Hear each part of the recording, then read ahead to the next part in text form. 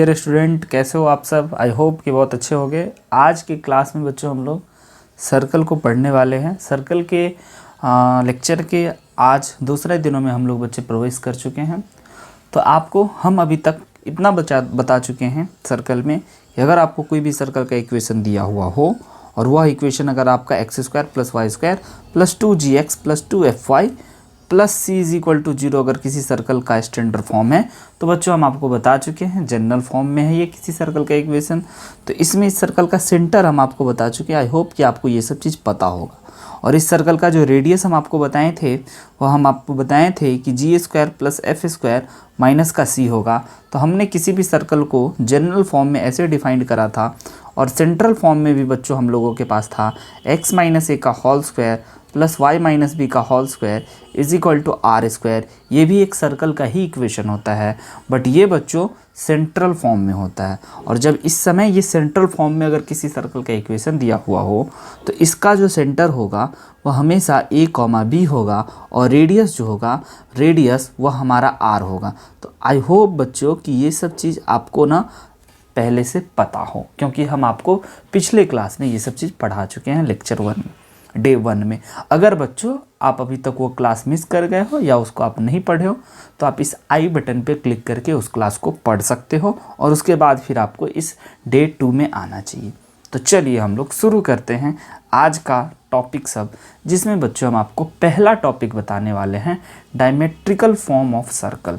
किसी भी सर्कल का इक्वेशन अब हम लोग जानने वाले हैं डायमीटर के फॉर्म में क्या रिलेशन है और क्या कंडीशन है। तो आइए आपको हम समझाते हैं बच्चों। तो सबसे इम्पॉर्टेंट बात आप ये जानते होंगे कि अगर किसी भी सर्कल का हमारा सेंटर तो आप जानते ही हो और उसका डायमीटर का दो एंड पॉइंट ए और बी दे दिया जाए और इस प्रकार से ए का कोऑर्डिनेट x1, y1 दे दिया जाए और बी का कोऑर्डिनेट x2 और y2 दे दिया जाए मेरे भाई, तो आप समझना ध्यान से, तब इस सर्कल का इक्वेशन होगा वो हम आपको बता दें। इक्वेशन ऑफ सर्कल जो होगा वह हमेशा होगा x minus x1 into x minus x2 plus y minus y1 into y minus y2।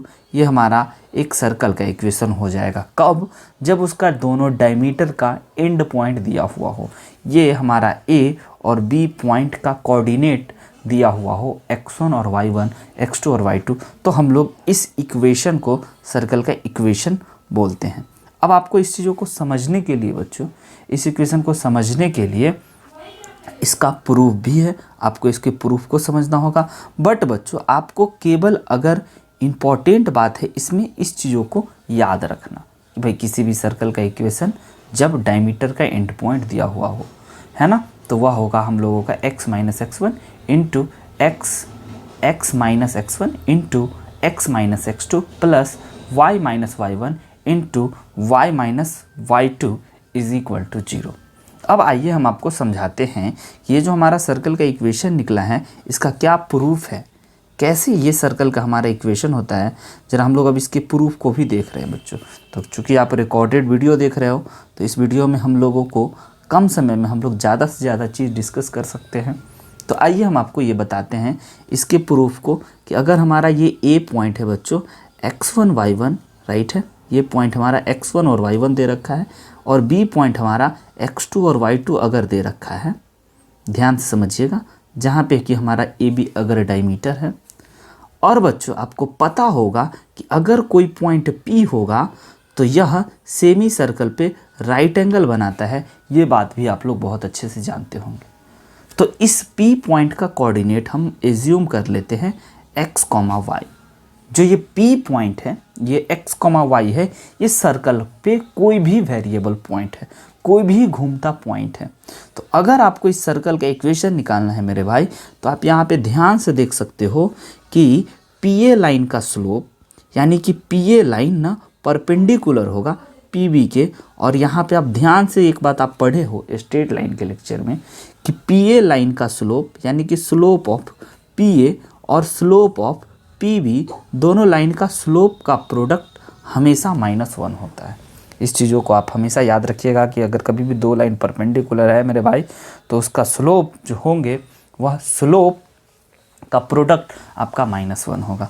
अब यहाँ पे बहुत ही सिंपल शब्दों में आप देख सकते हो कि आपको पीए लाइन का हम आपको स्लोप बता चुके हैं। कैसे निकालेंगे? किसी भी दो पॉइंट, कभी भी अगर आपको ये दो पॉइंट दिया हुआ हो तो उन दोनों पॉइंट का आप स्लोप कैसे निकालोगे? तो उसका स्लोप सिंपल होता है बच्चों, y माइनस y1। आपको पता अगर होगा, स्ट्रेट लाइन पढ़े होगे तो ज़रूर पता होगा, अपॉन x माइनस x1 को मल्टीप्लाई करना है स्लोप ऑफ पी से। अब हम पी लाइन का स्लोप लिख रहे हैं तो ये हो जाएगा बच्चों हमारा y minus y2 upon x minus x2, और इसका प्रोडक्ट -1 होगा क्योंकि दोनों परपेंडिकुलर है।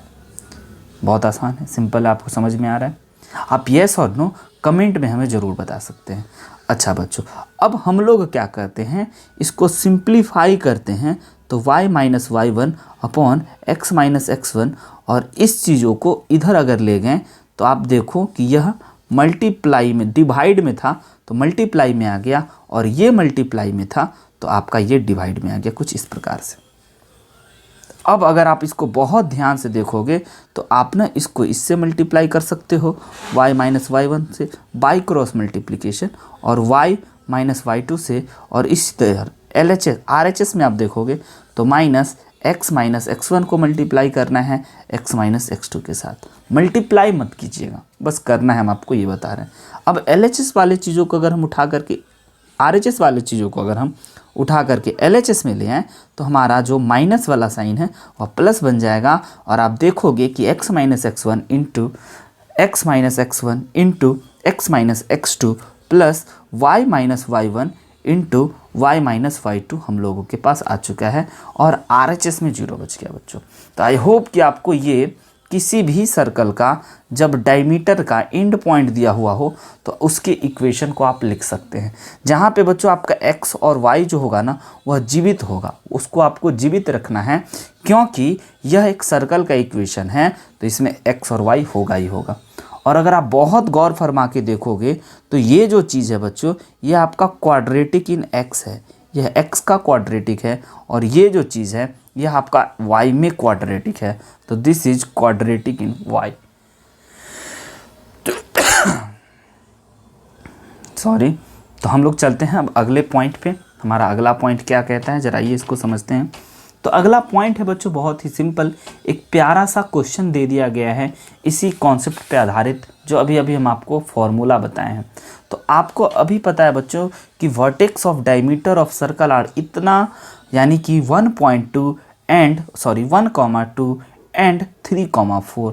तो इक्वेशन बताना है इस सर्कल का।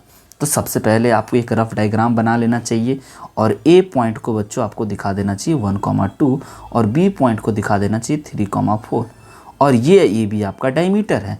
तो अगर आपको ए बी लाइन का इक्वेशन बताना है, अगर आपको ए बी लाइन का इक्वेशन बताना है, अगर आपको इस ए बी सर्कल का, अगर आपको इस सर्कल का इक्वेशन बताना है तो आप डायमीटर एंड पॉइंट वाले फॉर्मूला को जानते हो, और आप क्या बोलोगे कि x minus x1 into x minus x2।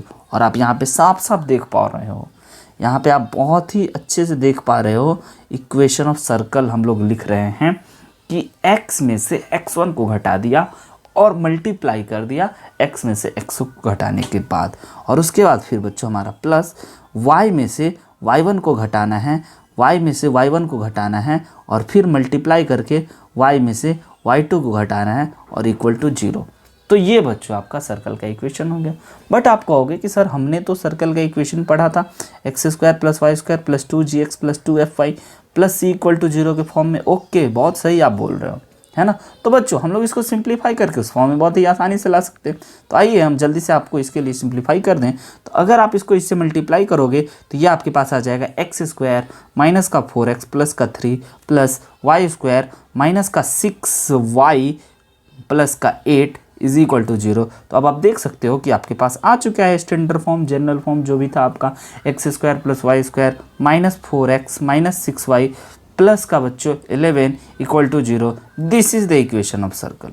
तो आपको इस क्वेश्चन में क्या गिवन दिया, इस चीज़ों पे आपको पूरी ध्यान रहना चाहिए कि आपको डायमीटर का वर्टेक्स डायमीटर का एंड पॉइंट दिया हुआ था और आपने इस सर्कल का इक्वेशन निकाला। तो आई होप कि आपको ये कॉन्सेप्ट भी समझ में आया होगा बच्चों, और इससे रिलेटेड एक क्वेश्चन भी। तो चलिए हम लोग अब अगले मुद्दों पे बात करते हैं। अगला मुद्दा भी बच्चों हम लोगों का बहुत सिंपल है, कहता है position of point with respect to circle, यानी कि किसी भी सर्कल का पोजीशन पॉइंट के रिस्पेक्ट में हम लोग डिस्कस करने वाले हैं। यानी कि सिंपल सी बात अगर आप समझ लीजिए कि अगर किसी भी सर्कल का आपको इक्वेशन दे रखा है, अगर कोई आपको सर्कल दे रखा है तो सर्कल में और पॉइंट से रिलेटेड 3 ही बात हो सकती है बच्चों। एक बात तो ये हो सकती है कि ये पॉइंट या तो सर्कल के अंदर हो, या इस सर्कल पे हो, या इस सर्कल के बाहर हो। तो ये 3 ही कंडीशन हो सकता है। इन्हीं तीनों कंडीशन को हम लोग डिस्कस करने वाले हैं। तो सिंपल शब्दों में बच्चों हम आपको बता दें कि अगर कोई सर्कल का इक्वेशन, तो आपको पता ही होगा कि हमने सर्कल के इक्वेशन को एस से रिप्रेजेंट करा था, और अगर कोई पॉइंट हमारा पी है तो अगर आप उस सर्कल के इक्वेशन में उस पॉइंट को डाल दिए, समझिएगा पहला केस, अगर आप उस सर्कल के इक्वेशन में उस पॉइंट को आपने डाल दिया और अगर ग्रेटर देन 0 मिल गया तो पॉइंट जो होगा वह सर्कल के बाहर होगा। यानी कि अगर आप इसको लिखना चाहो तो पॉइंट एक ही पॉइंट है केवल, point lie outside the circle, outside the circle. बहुत ही सिंपल सी बात है बच्चों। और अगर दूसरा पॉइंट हम आपको बता रहे हैं, अगर आप इस सर्कल में पॉइंट पी को डाल दिए और वो इक्वल टू 0 आ गया, इसका मतलब पॉइंट ऑन द सर्कल है, यानी कि वो जो पॉइंट पी था वह सर्कल पे ही था।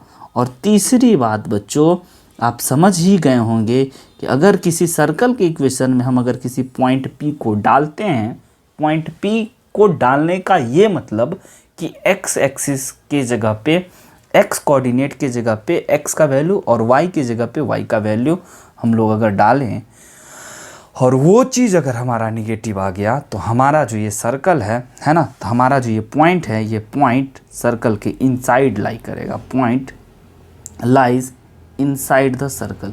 बहुत ही सिंपल बात है बच्चों, इस चीज़ों को आप बहुत ही आसानी से समझ सकते हो।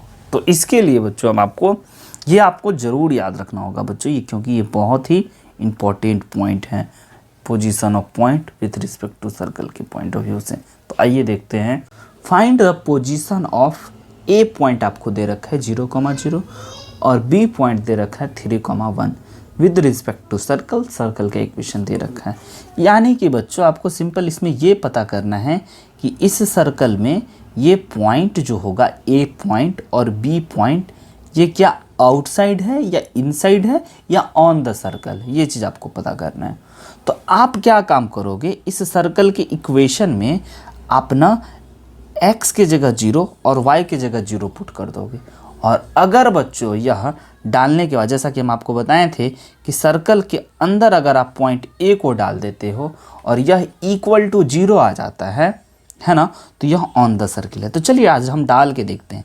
x के जगह भी बच्चों हमने 0 डाल दिया, y की जगह भी 0 डाल दिया, x की जगह अगेन 0, y की जगह अगेन 0।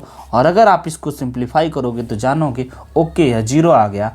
तो यहाँ से आप कह सकते हो कि पॉइंट ए जिसका कोऑर्डिनेट 0,0 है ना, यह ऑन द सर्कल है। यह पॉइंट जो है मेरे भाई यह सर्कल पे है। अब चलिए बी पॉइंट के बारे में भी हम लोग चर्चा कर लें। तो बी पॉइंट के बारे में चर्चा करने का मतलब ये हुआ कि इस सर्कल के इक्वेशन में आपको बी पॉइंट रख देना है। तो यानी कि x के जगह पे आपको 3 रख देना है और y के जगह पे आपको 1 रख देना है सर्कल के इक्वेशन में। तो सर्कल का इक्वेशन आप देख रहे हो 3 का स्क्वायर x का स्क्वायर है, हमने 3 का स्क्वायर लिखा प्लस 1 का square minus 6 into 3 minus 6 into 1। अब इसको हम लोगों को देखना है कि यह इक्वल टू 0 आ रहा है या ग्रेटर या लेस आ रहा है, राइट है बच्चों।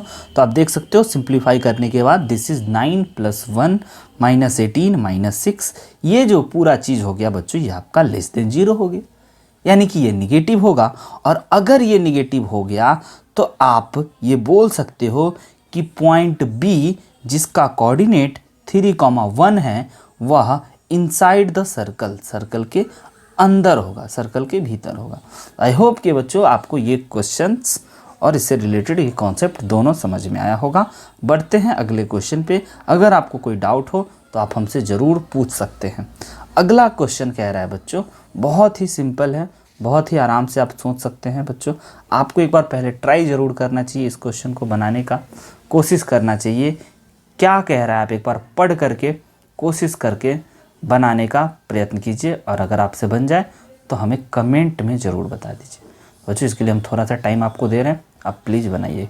क्या कह रहा है आपको, क्या दिया हुआ है और क्या निकालना है, और बहुत ही सिंपल बात कह रहा है। तो आइए हम इसको बताते हैं। आई होप कि आप इसको ट्राई किए हो कि वीडियो को पॉज करके, और आपका आंसर आ गया होगा। सिंपल बात है, कह रहा है कि P पॉइंट जो है वह 2,-8 is an interior point of a circle. वह सर्कल का एक इंटीरियर पॉइंट अंदर में है। यह किसी सर्कल का पॉइंट है जिसमें यह P पॉइंट इसके अंदर है। तो आपको P बिलोंग्स टू बताना है कि P कहाँ से कहाँ तक लाई करेगा। तो जैसा कि बच्चों आपको पता है कि अगर इस सर्कल के इक्वेशन में अगर हम इस P पॉइंट को डाल दें, कहने का मतलब इस सर्कल के इक्वेशन में अगर हम 2,8 डाल दें तो यह पक्का 0 से छोटा होगा, क्योंकि यह पॉइंट सर्कल के अंदर है। अब आइए हम लोग इस सर्कल के इक्वेशन में x की जगह 2 और y की जगह 8 डाल देते हैं, तो हमारे पास कुछ ऐसा चीज़ आ चुका है, <0 आई होप कि आपको ये बात समझ में आया होगा। अब आपको यहाँ से क्या करना है, बस p को सिंप्लीफाई करके सॉल्व करना है। तो दिस इज़ 4, दिस इज़ 64, और ये हो गया बच्चों आपका -4 प्लस का 32 माइनस p<0। अब यहाँ से हमें p के बारे में बताना है, और सिंपल बच्चों यहाँ से p के बारे में बताना सिंपल इनइक्वलिटी है।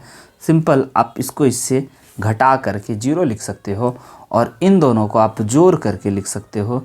दिस इज़ बच्चों 6 and this is 96 minus p<0। तो आप बोल सकते हो कि okay 96 is less than p, और p के बारे में बताना है तो p इज़ ग्रेटर देन 96। तो यहाँ से आपको ये बात पता चल गया कि आपका जो p है वह 96 से बड़ा है, यानी कि p belongs to 96 to infinite, जिसमें 96 नॉट इंक्लूडेड। आई होप बच्चों कि आपको ये प्रश्न भी बहुत अच्छे से समझ में आया होगा। चलिए डिस्कस करते हैं अगला प्रश्न। अगला प्रश्न नहीं है बच्चों, अगला हम लोगों के पास टाइटल है। टाइटल क्या है भाई, लाइन एंड सर्कल से रिलेटेड एक टाइटल हम आपको बताने वाले हैं कि intercept made by circle with coordinate axis. हम लोग यहाँ पे इंटरसेप्ट और सर्कल के बारे में चर्चा करते हैं बच्चों। तो सबसे पहले आप कोऑर्डिनेट एक्सिस का मतलब समझते हैं, एक्स एक्सिस और वाई एक्सिस।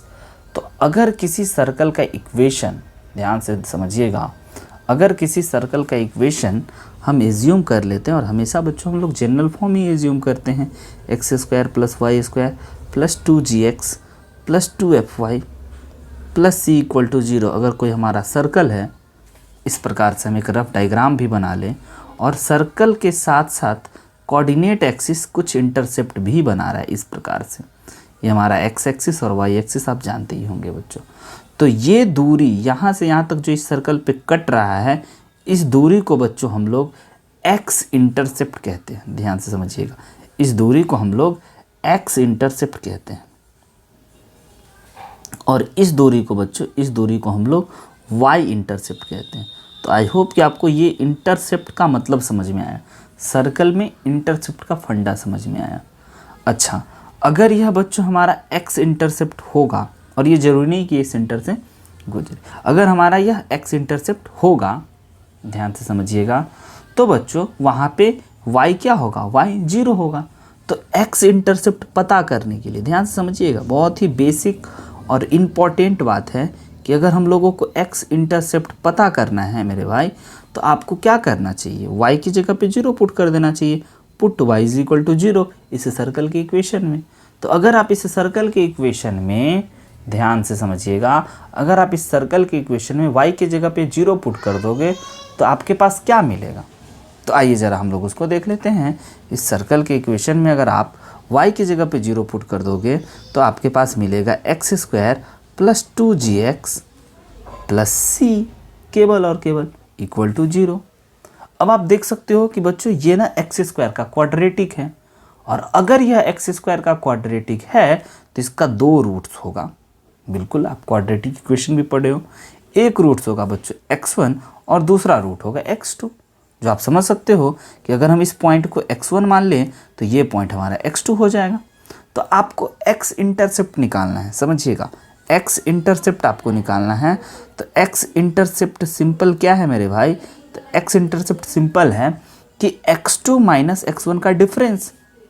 अब ये डिफरेंस इंटरसेप्ट जो है वो पॉजिटिव होगा, इसीलिए इसको हम लोग मॉड लगा देते हैं। अब आपको यहाँ पे एक बहुत ही बेसिक सा है ना एक अलजेब्रिक फार्मूला पता होना चाहिए। आप सम ऑफ रूट्स पढ़ रहे थे क्वाड्रेटिक में, प्रोडक्ट ऑफ रूट्स भी पढ़ रहे थे और आपने डिफरेंस ऑफ रूट को भी जाना था। तो आपको हमने रिलेशन बताया था कि अगर आपको सम ऑफ रूट्स और प्रोडक्ट ऑफ रूट दे रखा होगा तो डिफरेंस ऑफ रूट निकालने के लिए under root x1 minus x1 plus x2 का whole square minus 4x1 into x2 होगा। राइट है बच्चों? अगर आपको ये चीज़ नहीं पता हो तो आप सिंपल सा इस a minus b is equal to under root a plus b के होल स्क्वायर माइनस 4ab वाले आइडेंटिटीज़ को सिंप्लीफाई करके आप देख सकते हो, तो आपको दोनों बराबर हो जाए। और जैसा कि बच्चों आप इस इक्वेशन में देख सकते हो कि ये जो चीज़ है हमारा सम ऑफ रूट्स होगा वो तो माइनस बी बाई ए होता है, क्योंकि अल्फा और बीटा हमारा रूट्स है। तो हम लोग x1 प्लस x2 की जगह पे 2g लिख सकते हैं और उसका स्क्वायर है माइनस x1 और x1 इंटू x2 की जगह पे बच्चों हम लोग c लिख सकते हैं, क्योंकि c बाई ए हमारा c और a तो हमारा 1 है। अगर आप इसमें से क्या करो, इसको सिंप्लीफाई कर दोगे तो आपके पास 4g स्क्वायर माइनस का 4c आ गया, और इसमें से आप कॉमन निकाल सकते हो 4 को, और वो भी आपका अंडर रूट से 2 बाहर आ जाएगा, तो आपके पास जी स्क्वायर माइनस सी आया। यानी कि बच्चों आपको अगर याद रखने वाली कुछ बात है तो वह बात है सबसे इम्पॉर्टेंट, एक्स इंटरसेप्ट क्या होगा? एक्स इंटरसेप्ट होगा 2 times of under root g square minus c. और ये जी और सी क्या है बच्चों? ये आपको किसी भी सर्कल के इक्वेशन को देख करके पता लगाने में कोई दिक्कत नहीं है। अब आप ये सोच सकते हो कि अगर हमारा x इंटरसेप्ट जो हो गया बच्चों वह 2 times of under root g square minus c हुआ, तो हमारा y इंटरसेप्ट क्या होना चाहिए? और y इंटरसेप्ट को बिल्कुल हम लोग बच्चों इसी प्रकार से सॉल्व करेंगे। तो हमारे पास जो y इंटरसेप्ट आएगा वो आज हम आपके सामने लिख देते हैं। वो होगा बच्चों 2 times of under root f square minus का c। तो आई होप कि आपको ये x इंटरसेप्ट और y इंटरसेप्ट की कहानी समझ में आया होगा और बच्चों आपको मज़ा भी आ रहा होगा। तो चलिए अब हम लोग आगे देखते हैं कि अगला हमारा टॉपिक क्या है और इससे रिलेटेड क्या क्वेश्चन है बच्चों। तो अगला टॉपिक है बच्चों हमारा intercept made by circle on line. तो अभी तो हमने डिस्कस किया है कि भाई कोई सर्कल होगा और कोऑर्डिनेट एक्सिस होगा, एक्स एक्सिस वाई एक्सिस, तो उस कोऑर्डिनेट एक्सिस को हमने निकाला। लेकिन ऐसा हर वक्त ज़रूरी नहीं होगा कि आपको कोई सर्कल देगा और वह एक्स एक्सिस और वाई एक्सिस के साथ कुछ इंटरसेप्ट बना रहा हो। ऐसा हमेशा संभव नहीं है। हो सकता है कोई सर्कल देगा और कोई सर्कल ना किसी लाइन के साथ इस प्रकार से इंटरसेप्ट बन रहा होगा। तो बच्चों ये है इसका इंटरसेप्ट, ये जो लाइन है इस सर्कल के साथ, ये येलो वाला डिस्टेंस जो है यह इस लाइन और सर्कल का इंटरसेप्ट है। तो आपको ये इंटरसेप्ट को निकालना है अब और सीखना है बच्चों। तो आपको हमेशा क्या देता है? किसी भी सर्कल का इक्वेशन देता है, और सर्कल का इक्वेशन हमेशा जनरल फॉर्म में आपके सामने आता है, x square plus y square plus 2gx plus 2fy plus c equal to 0। ये आपका एक सर्कल का इक्वेशन हमने जनरल फॉर्म में ले लिया। और ये लाइन का भी बच्चों हम इक्वेशन जनरल फॉर्म में ही ले लेते हैं, कोई lx plus my plus n equal to 0। अब आपको ये इंटरसेप्ट बताना है, ध्यान से समझिएगा। इसमें बच्चों जो भी काम करना है आप बहुत ही आसानी से खुद कर लोगे। तो सबसे पहले अगर कोई सर्कल दे दिया गया है तो उस सर्कल का आप सेंटर बहुत ही आसानी से लिख लोगे। यह बच्चों हमने फर्स्ट क्लास में पढ़ा था कि अगर किसी सर्कल का इक्वेशन दे दिया जाए तो उस सर्कल के इक्वेशन को देख करके हम सेंटर और रेडियस के बारे में जान पाते हैं बच्चों, जिसका सेंटर आपको -g, -f है और रेडियस तो आपको पता ही होगा, under root g square plus f square minus c होता है। अब ध्यान से समझिएगा कि हमें ये येलो वाला डिस्टेंस निकालना है, येलो वाला दूरी पता करना है। तो येलो वाला दूरी पता करने से पहले हम लोग बच्चे यहाँ पे सेंटर से इस लाइन पे परपेंडिकुलर ड्रॉप कर देते हैं और उस डिस्टेंस को बच्चों हम लोग स्मॉल डी एज्यूम कर लेते हैं। तो हम आपको सबसे पहले स्टेप और तरीका बता दें कि आपको सबसे पहले क्या निकालना चाहिए, फाइंड डी, और डी जो है वो आपका बच्चों परपेंडिकुलर डिस्टेंस है। और परपेंडिकुलर डिस्टेंस निकालने का फॉर्मूला बच्चों हम आपको बता चुके हैं स्ट्रेट लाइन में कि एक पॉइंट से एक लाइन के बीच की दूरी हम लोग कैसे निकालते हैं। और जैसे ही आपको ये डी पता चल जाए तो आप इस पॉइंट को इससे मीट करा दो तो ये आपका हो गया रेडियस, और इस पॉइंट को इससे मीट करा दो तो ये भी हो गया आपका रेडियस। और आपको बच्चों अब यहाँ पे एक राइट एंगल ट्रायंगल दिख रहा होगा रेड कलर का, जिसमें आपका एक तो रेडियस है और दूसरा डी है, और जो बचा हुआ है बच्चों वही आपका इंटरसेप्ट है। तो उस इंटरसेप्ट को निकालने का फॉर्मूला आप देखिए, हम लोगों को क्या करना होगा, अंडर रूट पाइथागोरस थ्योरम के अकॉर्डिंग आर स्क्वायर हाइपोटेनस का स्क्वायर में से इस डी के स्क्वायर को अगर हम लोग घटा देंगे और इसको 2 से मल्टीप्लाई कर देंगे बच्चों, तो यही हमारा इंटरसेप्ट होगा। और ये इंटरसेप्ट हम लोग जान पाएंगे कि कितना होगा। राइट है बच्चों। तो आई होप कि आपको ये सब चीज़ समझ में आया होगा। तो बच्चों आज की क्लास में हम लोग इतना ही रखते हैं। अगले दिन हम लोग मिलेंगे लाइव क्लास में, जिससे हम आपको इससे रिलेटेड और भी क्वेश्चन बताएंगे और सिखाएंगे। तब तक के लिए वही पुरानी बात बच्चों, हंसते रहिए, मुस्कुराते रहिए और पढ़ते रहिए। Bye bye.